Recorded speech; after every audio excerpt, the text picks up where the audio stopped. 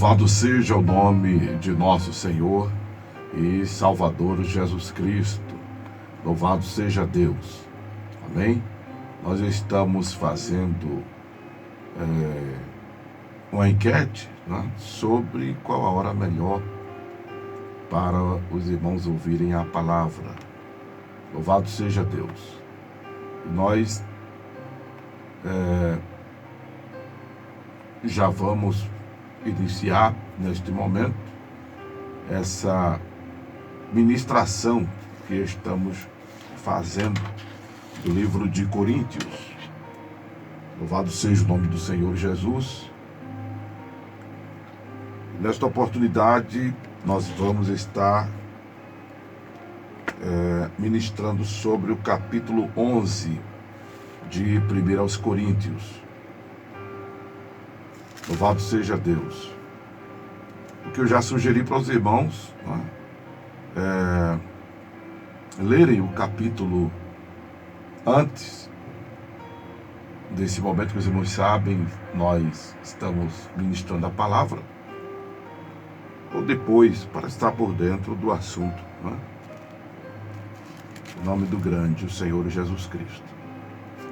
Esse capítulo 11 de Coríntios, que ele é familiarizado exatamente por conter a leitura que normalmente as denominações, os ministérios fazem por ocasião da celebração da ceia do Senhor. Isso é o que torna esse capítulo de Coríntios muito familiarizado, mas ele não se limita a isto, ele não se atém apenas ao assunto, a ceia do Senhor. Nos seus primeiros 16 versículos, quando a gente lê, inclusive quando eu estava lendo esses versículos, me lembrei de umas palavras de Pedro, quando ele fala que Paulo tinha em seus escritos algo muitas vezes difícil de entender, algo muitas vezes complicado para entender. Que estava dizendo isso era Pedro, né? O outro servo do Senhor, outro apóstolo. Louvado seja Deus. Mas, graças a Deus, a exemplo de Pedro, né, nós temos o Espírito Santo, e é o que nos faz entender as Sagradas Escrituras. Quando nós nos convertemos, um dos benefícios que alcançamos, uma das coisas gloriosas que nos acontece, é exatamente o desbloqueio da mente para entendermos as verdades de Deus, para entendermos a palavra de Deus. É um dos tantos benefícios que acontecem em nossa vida quando nós nos convertemos, quando nós nascemos de novo, quando nós confessamos Jesus Cristo como Senhor e Salvador das nossas vidas. Porque antes de sermos convertidos, a palavra de Deus nos diz que nós estávamos cegos espirituais, ao ponto de não resplandecer sobre nós a luz do Evangelho de Jesus Cristo. Aí nós estávamos cegos espiritualmente. Os olhos da nossa alma, que é o nosso entendimento, estava fechado. E aí não resplandecia sobre nós a luz do Evangelho. E o que Paulo escreve em suas cartas são princípios que contém o Evangelho de Jesus Cristo, até porque Paulo não podia falar nada diferente do que falava Jesus, não é? Por isso que um dos pilares da fé cristã é a doutrina apostólica. Doutrina apostólica porque ela segue o raciocínio, o pensamento, as verdades, os valores e os princípios preconizados por Jesus, porque a autoridade é Jesus. Amém? O evangelho é de Jesus, não é o evangelho de Paulo, de Pedro, de João, de Tiago. Não, o evangelho é de Jesus. Amém? E neste capítulo 1, tem uma questão cultural que Paulo trata, que era o uso do véu em Corinto, na cidade de Corinto, e que ele associa a servidão, a submissão da mulher ao varão, como do varão a Deus. E ele traz isso para pontuar também a igualdade dos valores diante de Deus, tanto do homem como da mulher, mas em questão de... Eu quero até pegar uma palavra aqui dos redatores da Bíblia de Estudo Pentecostal, né? Mas em questão de... a palavra aqui é subordinação no tocante à autoridade. O que é preconizado aqui em Coríntios é que Deus é a cabeça em relação a Cristo, Cristo é a cabeça em relação ao homem, e o homem é a cabeça em relação à mulher. E a cabeça, a palavra cabeça, que pode expressar tanto a autoridade quanto a ordem divina, né? Eu achei interessante essa outra fala aqui dos redatores. É que a subordinação é uma pauta,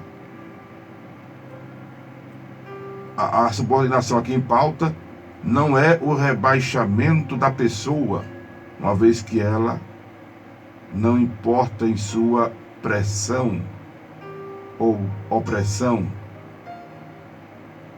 Pelo contrário, ela mostra que o marido deve reconhecer o grande valor que Deus atribui à mulher e que é responsabilidade dele protegê-la e orientá-la, de tal maneira que a vontade de Deus para ele no lar e na igreja seja cumprida. Sem muitas delongas sobre isso aqui, né? Que, em suma, o que Paulo está chamando no versículo 1 é de sermos seus imitadores, como também diz ele, eu sou de Cristo. Eu já achei também interessante. Eu me lembro quando, mais novo na fé, o presbítero da igreja onde eu congregava, ele dizia que Paulo estava chamando os irmãos para serem seus imitadores, como ele era de Cristo, porque para muita gente colocar Cristo como paradigma, né?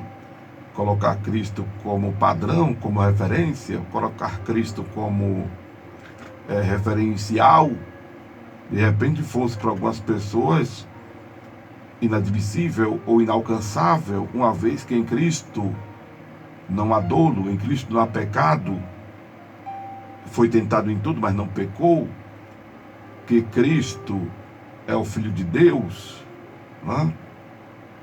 E aí imitar Jesus seria beirar a perfeição, coisa que para nós é algo, literalmente falando, impossível, porque nós somos pecadores, pecado reina em nós. Nós não pecamos porque somos pecadores. Nós não somos pecadores porque pecamos, aliás, nós pecamos porque somos pecadores. Quando Adão desobedece a Deus lá no Éden, até porque até então o homem estava em estado de santidade. Quando ele desobedece a Deus e ele come do fruto da árvore da ciência do bem e do mal, e aí ele macula a sua relação com Deus e herda a natureza agora, uma natureza agora corruptível. Ele herda agora a natureza pecaminosa. E aí esta natureza é passada para os seus descendentes, para todos os seus posteriores. Por isso que Davi chegou a dizer que em iniquidade foi formado e em pecado lhe concebeu sua mãe. Jesus chega a dizer que não houve homem nascido de mulher maior do que João. Não que João não fosse pecador, mas João preparou o caminho do Senhor. Porque João não nasceu de uma virgem, a exemplo dele, Jesus, que nasceu de uma virgem. Não houve homem maior do que João nascido de mulher, porque João nasceu com a missão, propósito de preparar o caminho do Senhor. Mas João, ele tinha natureza pecaminosa. Pode até ter chegado a uma situação de ele não ter cometido pecados, digamos assim, como eu e você pecamos. Mas ele tinha natureza pecaminosa, porque ele nasceu de mulher. Todo homem nascido de mulher é pecador. É importante pontuar isso, é importante deixar isso claro, Importante. Então, acontece que colocar Jesus para muita gente como exemplo é difícil, porque diz assim, Jesus não pecou, e quem sou eu para chegar aos pés de Jesus? Como disse o próprio João Batista, não sou digno de sequer desatar as alpacas dos teus pés. Louvado seja o nome de Jesus. Por isso que eu achei interessante quando o presbítero dizia que Paulo se colocava como referência, porque Paulo também era pecador, como ele dizia em outro momento, ser o principal dos pecadores. E Paulo falava isso por causa da sua precedência no que refere a seguir os cristãos. Porque Paulo era uma pessoa bem direito, era uma pessoa bem direita, era uma pessoa bem honesta, era uma pessoa bem tudo. Ele era rigoroso, ele tinha um zelo muito grande pela lei de Deus, ao ponto de, por conta de andar cego espiritualmente, ele seguiu os cristãos e consentiu com a morte de Estevão e saiu determinado a matar os cristãos, porque ele entendia que os cristãos eram uma ameaça às verdades de Deus, até que ele esbarrou em Jesus, e se converteu e entendeu que estava fazendo a coisa errada. Aí agora Paulo chega dizendo: sede meus imitadores, como também eu de Cristo. Então, para você olhar para Jesus e dizer, eu vou seguir os passos de Jesus, é difícil? Então, Paulo diz, então segue os meus passos, aí tu vai estar no mesmo caminho, na verdade. Louvado seja Deus. Mas aí ele traz isso para colocar essa questão da submissão, da obediência, do homem a Deus, e na relação conjugal da mulher ao marido, porque estava havendo alguns problemas na igreja de Coríntios, além da idolatria, além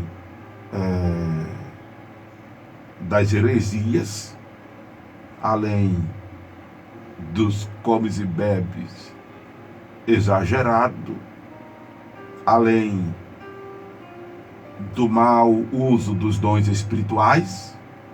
Estava havendo um problema de desonra, estava havendo um problema estava havendo problemas nos casamentos, estava havendo problema nos lares, estava havendo problema nas famílias.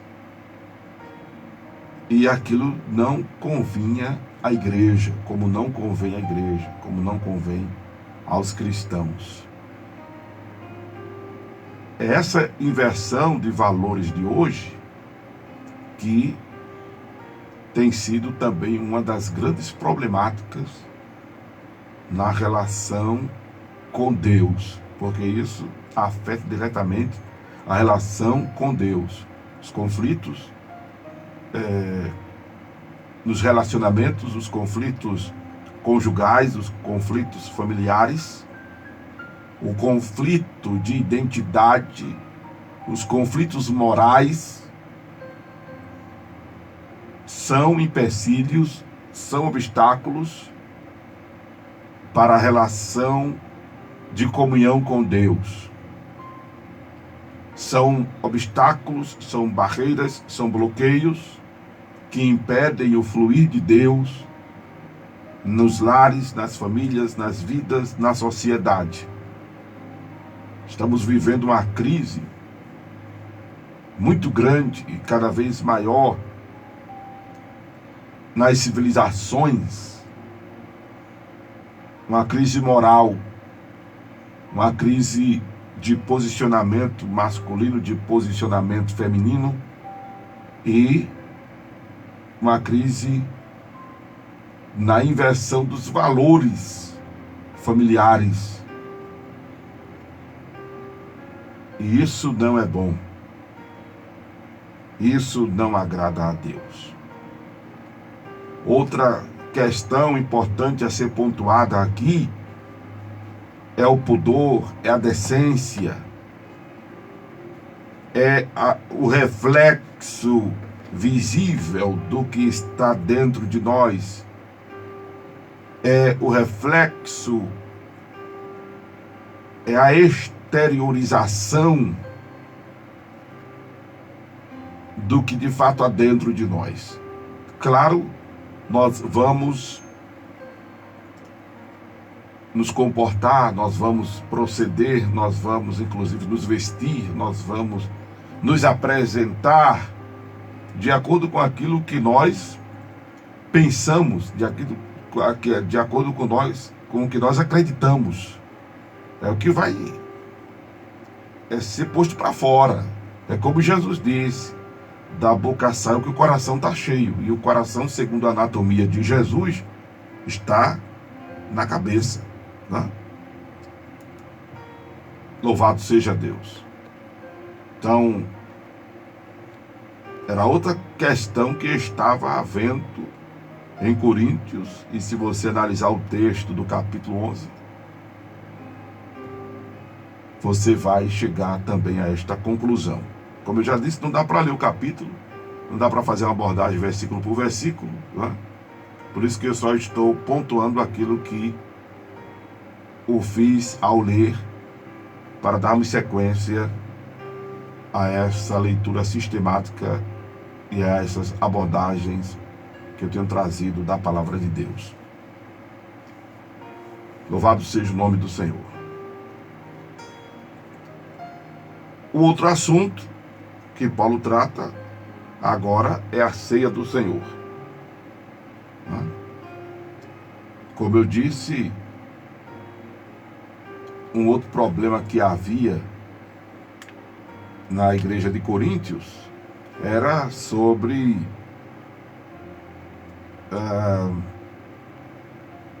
o mau entendimento da ceia, por exemplo, né? Eles estavam sem saber, digamos assim,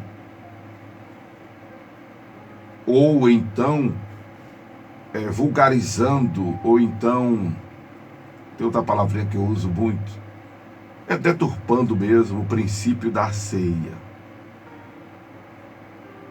Por isso que Paulo diz que de sorte que quando eles se juntavam no lugar, não era para comer a ceia do Senhor, porque cada um se antecipava em sua própria ceia. Aí um tinha fome, o outro se embriagava, ou seja, um comia demais, o outro bebia demais.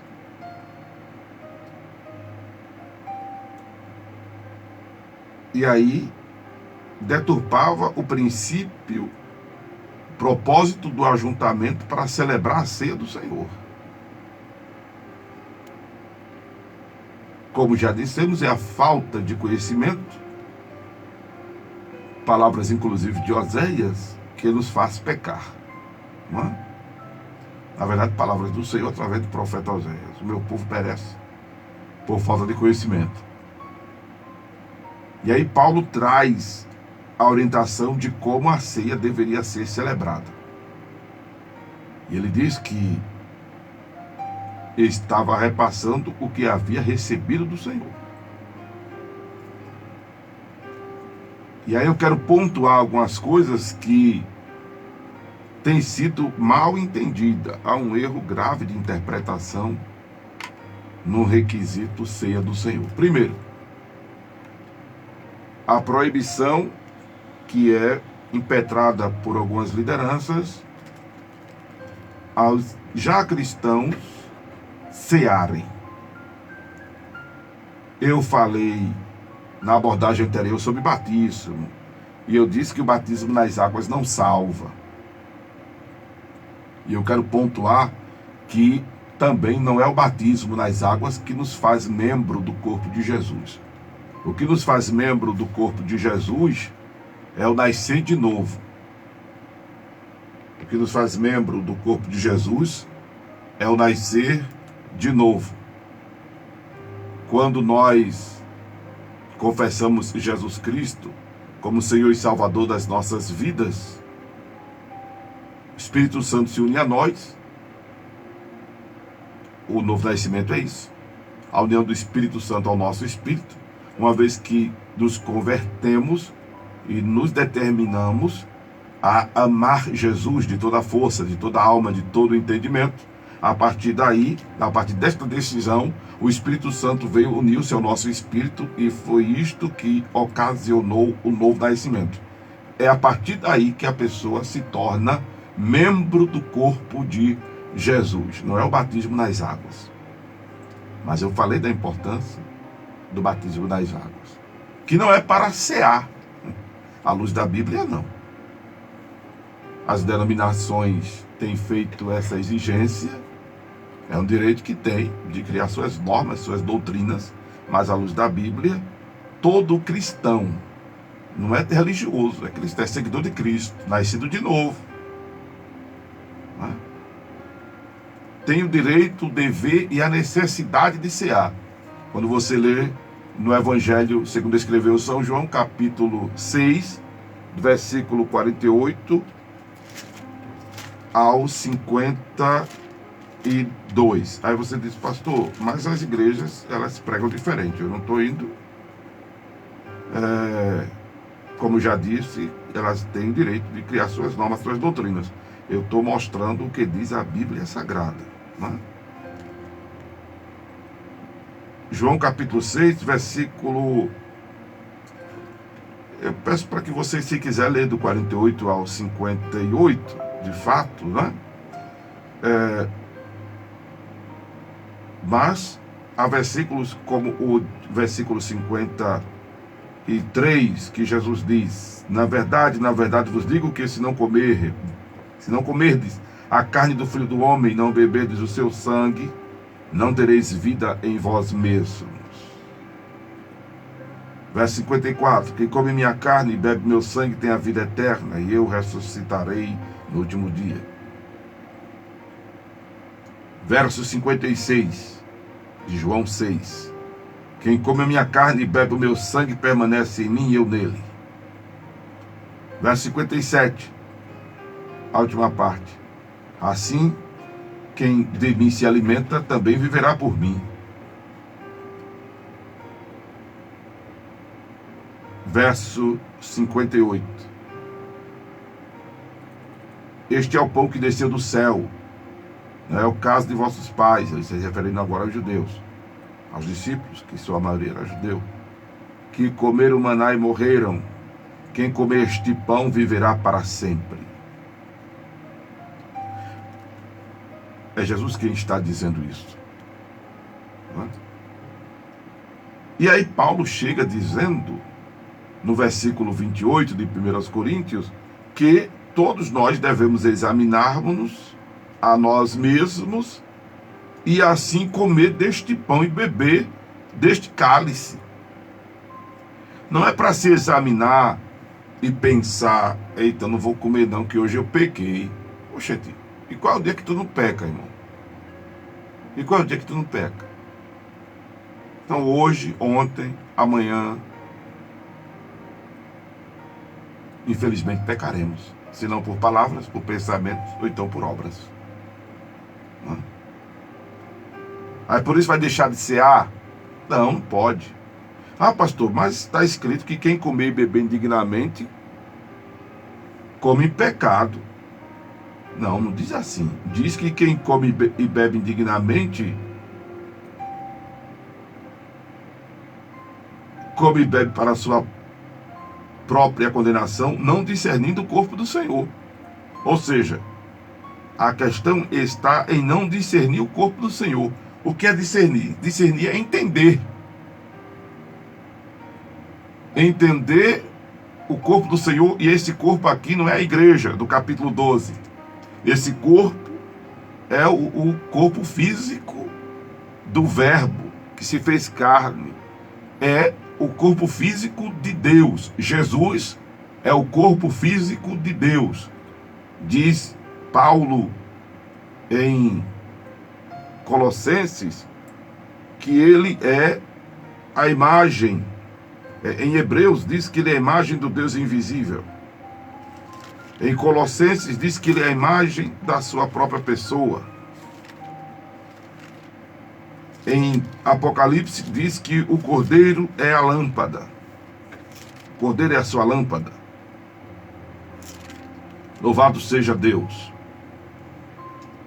Então Jesus Cristo é Deus em forma humana. Ele é o Verbo que se fez carne. E é deste corpo que precisamos discernir o propósito de Deus ter se feito homem. O propósito de Deus ter se feito carne. E o escritor aos Hebreus diz, louvado seja o nome de Jesus, que entrando no mundo, disse, Hebreus 10, verso 5, sacrifício e oferta não quiseste, mas corpo me preparaste. Jesus veio, amados irmãos, com o propósito exato de morrer por nós. Ele curou, ele deu vista a cego, ele expulsou demônios, ele curou paralíticos, ele transformou água em vinho, ele multiplicou pães e peixes, ele deu voz a mudo, audição a surdos. Mas o propósito maior de Jesus foi de vir morrer por nós, pecadores. Por isso que quando Jesus disse aos discípulos, vou para Jerusalém, serei pego, serei maltratado, irei morrer. Aí Pedro chamou ele à parte e disse, mestre, não digas isso de tu mesmo. Tem piedade de ti. Aí Jesus disse, para trás de mim, Satanás. Porque Pedro, naquele momento, inspirado pelo diabo, estava contrariando o propósito da encarnação do Verbo, estava indo contra o propósito de Deus. E quando nós vamos contra o propósito de Deus, nós atraímos demonização para a nossa vida. Jesus de imediato repreendeu, porque era quem estava inspirando Pedro naquele momento. Para trás de mim, Satanás. Porque Jesus veio para morrer por nós pecadores. Então, o não entender isso é comer a ceia, participar da ceia indignamente. O que nos torna indignos de cear é imaginar que somos merecedores, dignos de comer do pão e de beber do vinho, porque somos uma vez crentes, porque simplesmente nascemos de novo. Não, nascer de novo nos dá o direito. é o nosso dever, é a nossa necessidade. Mas não é o que nos dignifica. Não é o que nos torna merecedores. Porque ninguém, para começar, é merecedor de nada. Principalmente da parte de Deus. Porque erramos mais do que acertamos. Erramos mais do que acertamos. Até calados estamos errados. A gente joga pedra no telhado dos outros, mas esquece que o da gente é de vidro. É comer sem discernir o corpo do Senhor, sem entender que Jesus morreu, e é por isso que estamos aqui, estamos ali, para cear. É o não entender isso que nos torna indignos. E não deve deixar de cear, porque cear é botar Jesus para dentro. Eu disse na abordagem anterior a esta, que a ceia, ela é um momento de remediação da nossa pecaminosidade e um momento de prevenção da nossa pecaminosidade.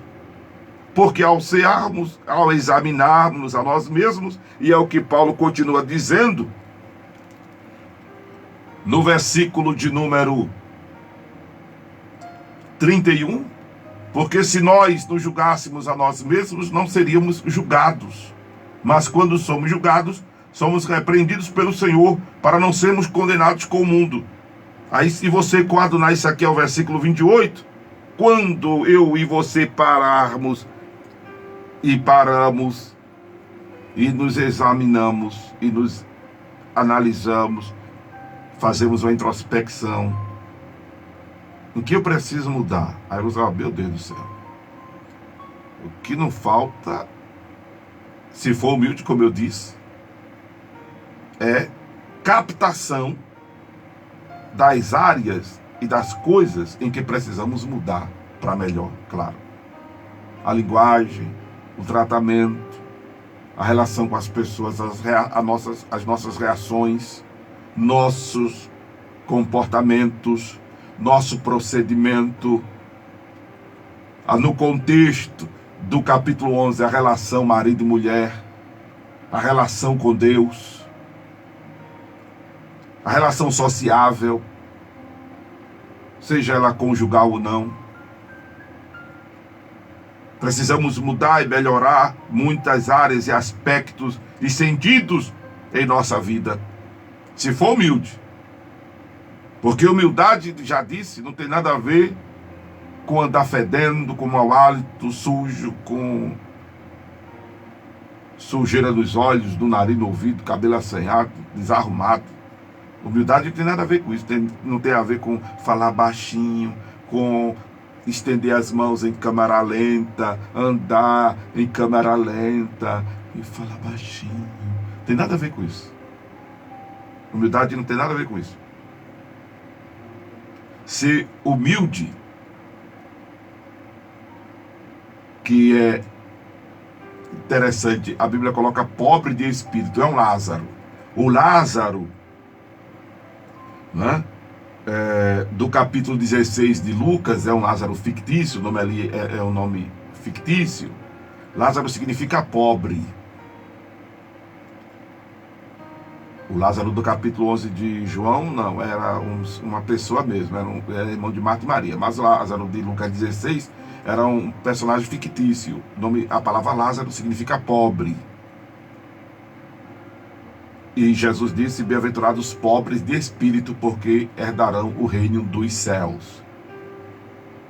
O mundo tem um conceito de pobre de espírito, uma pessoa que é pessimista, negativista, né? Pessoa que desiste da vida. O mundo tem conceitos totalmente diferentes, por isso que jamais a voz do povo é a voz de Deus, jamais. Porque o conceito do mundo é um, o do reino de Deus é outro, e o reino é a palavra. O reino de Deus não são as denominações, o reino de Deus é a palavra de Deus, é a vontade de Deus.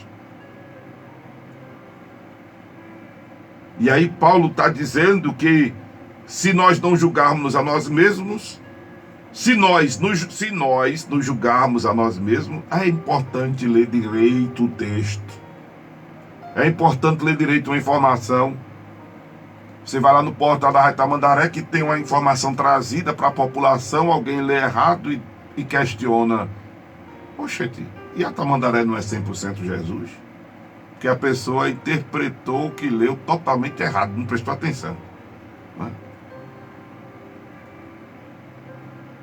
Aí, observe. Se nós nos julgarmos a nós mesmos, não seremos julgados. Por quê? Uma vez que, obviamente, você se analisa, se julga, se examina, aí a tendência é você se consertar. Se você não se julga, você concomitantemente não se conserta. Em não se consertando, você será julgado e repreendido pelo Senhor, para não ser condenado com o mundo. Observe que é amor de Deus puro, aleluia, para não ser condenado com o mundo. Nós temos uma leitura muito distorcida. Distorcida não, porque distorcer é consertar o que está torto. Distorcer, é isso aqui. É ajeitar o que está torto. A gente tem uma visão muito torcida, a gente entorta as coisas. Quando a gente vê uma pessoa, por exemplo, enferma, passando pela prova de pão, passando por outras dificuldades da vida, aí a gente diz, é castigo, é a mão de Deus, é Deus cobrando. Pode não ser. Pode ser amor de Deus. Pode ser Deus tratando esta vida para salvá-la. Porque Ele repreende e castiga a todo aquele que ama. É óbvio que nem toda doença é por causa de pecado pessoal, nem toda dificuldade financeira, social, todo conflito, não necessariamente seja por conta do teu pecado direto. Porque a gente sabe que o pecado, obviamente, atrai maldição. Foi o pecado que trouxe todas as sortes de males para a vida humana. Foi o pecado que gerou abrolhos. Foi o pecado que fez aparecer espinhos. Foi o pecado que fez aparecer ervas daninhas. Foi o pecado que atraiu para a vida humana a corruptibilidade, o envelhecimento, o adoecimento e a morte. Pecado é a causa de tudo isso. O pecado atrai maldição. A inversão de valores atrai maldição. O não posicionamento ideal traz malefícios para as nossas vidas. É fato. Mas, uma vez nascido de novo, meu irmão, minha irmã, a maldição lá do Éden, na nossa vida, foi quebrada pela morte de Jesus na cruz. E, obviamente, agora você deve fazer um checklist diante da situação que você está passando. Se é que você fez por onde está passando, aí você deve fazer o que Tiago ensina. Te humilha diante de Deus, converte o teu pranto, o teu riso em pranto, converte a tua mão pecador. Deixa eu ler aqui, se você percebe que tem culpa no cartório para estar passando pelo que está passando, a orientação de Tiago é esta: louvado seja o nome de Jesus, que você se redima diante do Senhor, que você se humilhe diante do Senhor, que você se chegue a Deus, que você resista ao diabo, que você limpe a mão pecadora, que você purifique o coração, que você sinta a sua miséria, que você lamente e chore, que você converta o seu riso em pranto, o seu gozo em tristeza, que você se humilhe perante o Senhor e Ele te exaltará. Ou seja, Ele mudará o quadro da tua vida. Agora, nem tudo, irmão, é por conta do pecado pessoal. Tire por Jó, por exemplo. Tire por Jó. Não é? Mas é importante fazer este exame de si mesmo. E observe, não deixar de comer. Examine e coma. Porque você se retrata com Deus, e aí você se alimenta do pão, come o pão, bebe do vinho. Você está botando Jesus para dentro de você. Porque é só botando Jesus para dentro de você, é só se enchendo de Jesus, que você vai conseguir vencer a sua carne. Ah, pastor, eu estou com um problema muito grande. Eu já me encontrei com pessoas dizendo, eu estou com um problema muito grande, a minha carne está reinando com sua misericórdia. Estava chegando, estava doente, meu Deus do céu. Meu irmão, procure botar Jesus para dentro. Procure se encher de Jesus. E nós nos enchemos de Jesus orando, lendo a Bíblia, nos envolvendo na obra. E nos enchemos de Jesus comendo do pão e bebendo do vinho. Aleluia. Nós nos enchemos de Jesus ceando. E é só se enchendo de Jesus que o que não presta sai. É só se enchendo de Jesus, aleluia, que a gente conseguirá vencer a carne, que a gente conseguirá resistir o diabo. É só se enchendo de Jesus que a gente vai ter força para encarar a luta, o problema, a dificuldade, a adversidade. É só se enchendo de Jesus que o poder da resiliência, da ressignificação, da superação vai se manifestar em nós. Aleluia. Procura se encher de Jesus Cristo, meu irmão, minha irmã. Então não fique de fora da ceia. Como eu já disse, tem denominações que impedem as pessoas de cearem por não serem batizadas nas águas. Mas tem outras que não. Tem outras que não. Procure uma aqui. Não estou mandando você se mudar para lá, mas procure cear onde lhe é permitido cear. Porque você precisa se encher de Jesus. Você não pode ficar sem cear. Você pode até viver sem a ceia, mas sem cear, não. Amém? Esta palavra que você ouviu ao seu ouvido, desta anatomia, essa voz que você ouviu aí, foi a voz do pastor Amaro Correia. Mas se esta palavra lhe impactou, mexeu com você, lhe deu vida, lhe exortou, lhe edificou, lhe consolou, esta foi a voz de Deus, a voz do divino. Momento de oração.